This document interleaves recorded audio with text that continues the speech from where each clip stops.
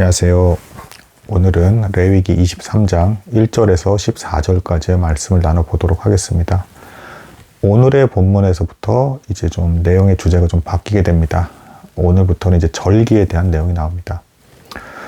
레위기의 그 반복되는 구조, 이제 예배 절차 제사가 나오고 도덕법이 나오고 그 다음에 이제 절기, 그 다음에 이렇게 나오는데 좀 더 상세하게 말씀을 드리면 이제 레위기 후반부에 가면 이제 그 땅에 대한 이제 얘기가 나옵니다. 토지 제도가 나온다는 얘기죠.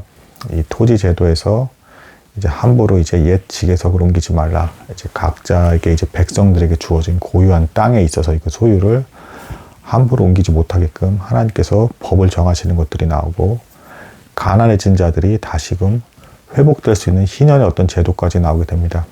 특이한 점은 땅에 대한 제도는 사실 우리 인간이 봤을 때는 가장 중요한 제도 같아요. 왜냐하면 당장 먹고 사는 문제이니까. 더더군다나 이때 고대 사회에서의 땅의 중요성은 훨씬 더 중요했습니다. 이제 죽느냐 사느냐의 문제였던 것이죠.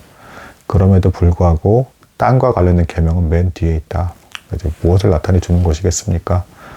먼저 그의 나라 그를 구하고 하나님께 진정으로 예배드리는 사람이 되어라. 그러면 그 이후에 이 땅에서 먹고 사는 문제에 있어서는 부족함이 없게끔 내가 너희를 채워주실 것이다 라는 구조를 취하는 것이다 라고 볼 수도 있는 것입니다. 오늘의 내용은 이제 절기인데, 시작은 역시 이제 안식일에서부터 시작을 합니다. 안식일은 모든 계명 중에서도 으뜸이라고 볼 수가 있겠습니다. 이게 무슨 얘기냐? 타락 이전부터도 안식이 있었다라고 제가 말씀을 드렸죠. 그리고 앞에 나온 수많은 제사들을 보면 왠지 안식일은 그냥 자연스럽게 시간이 되면 오는 날 같고, 이게 뭐 도대체 이게 중요한 날인가라는 생각을 하기가 너무 쉬운 어떤 이제 그런 날이 되겠습니다. 하지만 특징을 잘 살펴보시면 안식일은 시간의 주인이 하나님이시다라는 것을 이제 보여주는 분명한 계명이기도 하고, 시간 자체가 돌아오는 것이기 때문에 대제사장부터 백성에 이르기까지 누구에게도 차별될 수가 없는 동일하게 다가오는 날이었습니다. 모든 백성에게 그대로 강제적으로 적용될 수밖에 없는 그런 계명이었다라는 것입니다. 하나님께서 그렇게 이 세상을 창조하시고 만드신 것이죠. 그래서 다른 모든 계명보다도 앞서서 가장 잘 지켜야 될 그런 계명이었습니다.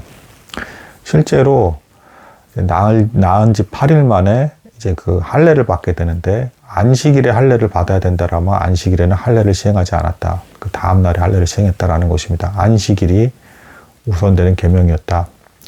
뭐 십계명에서도 뭐 너는 너는 나 외에는 다른 신들 섬기지 말라, 뭐 여러 가지 계명이 나오지만 앞서 나온 그 계명 1, 2, 3계명을 지키기 위해서는 기본적으로 안식일이 지켜져야 됐다. 따로 날을 떼어서 이 날에 하나님께 전적으로 전심으로 집중하는 그런 시간이 필요했다라는 것입니다. 그리고 이 안식일은 하나님의 창조 사역에 대한 것을 기억하는 날, 이렇게 먼저 이렇게 계명이 반포가 되었고, 그 이후에 신명기에서는 애굽 땅에서 너희를 구원한 것으로서 이제 그걸 기억하는 날의 의미로서도 해석이 됩니다. 즉 안식일에 있어서는 세상 창조와 이제 너희의 구원에 대한 문제를 함께 연결져서 보고 있다. 그러니까 창조와 구원이 하나로 이제 성경은 본다라는 것입니다. 실제로 신약 시대에서 이제 백성들이 구원에 이르는 모습을 보면 우리의 죄밖에 없는 마음 안에 하나님의 영인 성령이 거하심으로써 우리 마음 속에 재창조가 일어난다. 그래서 구약 시대에서 이미 안식일 날에 창조 사역을 기억을 하고, 또한 애굽 땅 죄악된 곳에서 우리를 구원하신 하나님을 기억한다라는 것, 곧 창조와 구원을 동일시한다라는 건 신약 시대에 와서는 우리 영혼의 성령의 빛이 임해서 우리를 새롭게 거듭나게 하신다, 새 창조를 이루시면서 구원을 이루신다라는 것과 정확히 뜻이 일치한다라고 볼 수가 있겠습니다. 안식일은 그냥 쉬는 날이 아니고, 이후에 이제 성전이 세워진 날 때 보면 이 성전 문 앞에서 백성들이 모여서 하나님의 율법을 기억하고 전심으로 하나님을 생각하면서 농사 여러 가지 노동들, 땅만 바라보던 그 삶에서 벗어나서 잠시 하늘에 있는 것들을 떠올리면서 하나님께 감사하고 기뻐하는 거룩한 날이었다.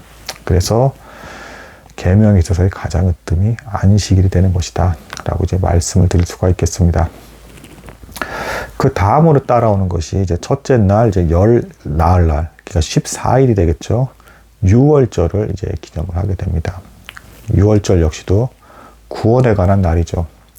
너희가 사악하고 죄악된 우상숭배가 가득한 애굽 땅에서 내가 너희를 어떻게 구원했는지를 기억해라. 패스오버라고 이제 표현해서 너무 잘 아는 내용이시죠. 아시는 분은 너무 잘 아시죠. 그러니까 죽음이 넘어간 날이었죠.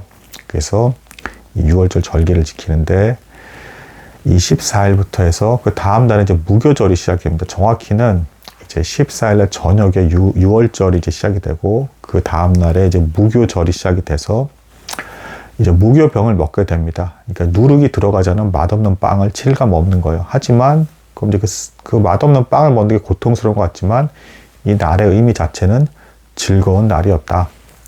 하나님께 제정하신 절기는 대속죄일을 제외하고는 기본적으로 잔치 분위기의 날이었다. 하나님의 어떤 우리를 돌보심과 구원을 기억하는 것이 기본이었기 때문입니다. 그럼에도 불구하고 따로 슬픈 날도 대속죄일로서 이제 분명하게 정해 주심으로써 우리가 여전히 죄악되었고 조심한 가운데 거룩함을 지키면서 하나님을 바라보면서 살아야 되는 존재다라는 것을 보여주는 것입니다.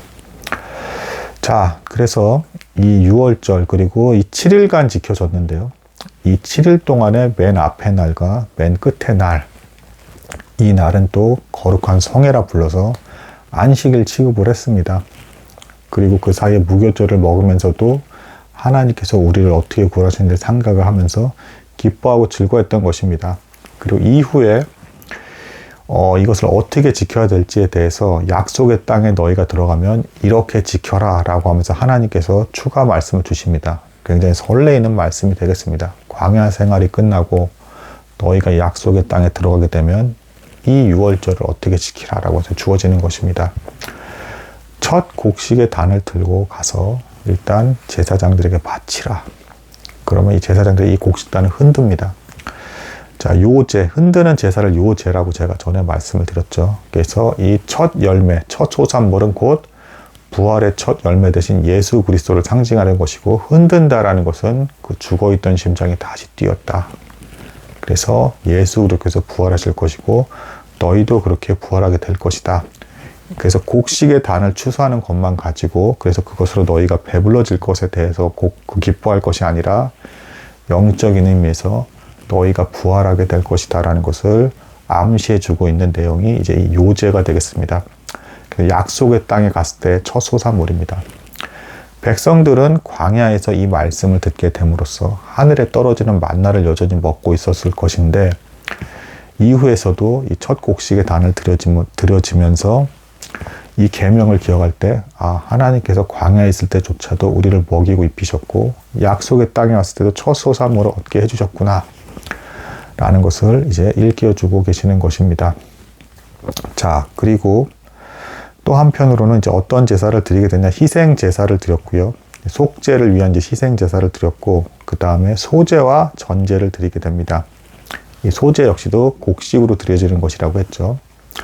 먼저 번제를 드리는데 번제 역시도 어떤 거라고 했습니까? 예수 그리스도께서 먼저는 번제는 가죽만 남겨서 다 불사르는 제사인데 예수 그리스도께서 모든 것을 다 헌신하시고 하나님의 진노를 감당하시면서 죽으셨다. 그리고 너희도 그렇게 하나님께 헌신하면서 살아라 라는 이제 의미를 담고 있는 것이고요. 소제 역시도 곡식이 빠져서 고운 밀가루로 드려지는데 예수 그리스도께서 모든 것이 남김없이 온전히 하나님께 다 드려진 것처럼, 그리고 또한 너희의 노력의 소산물까지도 한꺼번에 이 밀가루가 빠지듯이 으깨어져서 드려지는 것처럼 모든 것을 전적인 헌신을 드려서 하나님께 드려라 라는 의미의 것이 소제가 되겠습니다. 전제에 대해서는 사실은 뚜렷한 해석이 있지는 않지만 갑자기 난데없이 이제 독한 술에 취하는 것을 금하시는 하나님께서 독한 술을 드리게 하시는 건데, 여기서 주의해야 될 거는 이제 그 번제 제단에 술을 붓는 게 아닙니다. 불이 꺼지면 안 됐기 때문에 제단 벽에다가 이제 부었다라고 이제 이스라엘 사람들은 말하고 있습니다. 이것을 이제 그 사도 바울이 자신이 이제 마지막 순교의 순간이 다가왔을 때 전제의 비유로 하면서 내가 이제 전제로 이제 부어짐 같이 이제 드려질 때가 되었다라는 이제 표현을 씁니다. 자, 이것을 그래서 이제 많이 말을 하건대 모든 헌신이 끝나고 마지막으로 남아있는 즙까지도 다 짜내가지고 하나님께 드린다라는 의미로 많이 해석을 하는데, 제 개인적인 의미에서 포도주로서 이렇게 드리는데, 이런 의미가 아닐까. 이제 마지막으로 남은 찌꺼기, 술 찌꺼기. 이미 모든 내가 드릴 수 있는 유익하다 할 만한 걸 다 드리고 나서 술로서 표현된 이 찌꺼기까지조차도 하나님께 다 남김없이 드립니다. 라는 의미에서 이 술을 부어버리면서 내가 모든 것을 이제 하나님께 부어드리고 하늘나라에 가서 안식을 누리겠습니다. 라는 의미에서 드려지는 제사가 아닐까라고 이제 저는 개인적으로 보고 있습니다. 그래서 오늘은 이제 안식일과 유월절 그리고 그 연결되는 무교절들 이것에 대해서 나누게 되었습니다. 오늘 여기까지 나누도록 하겠습니다. 감사합니다.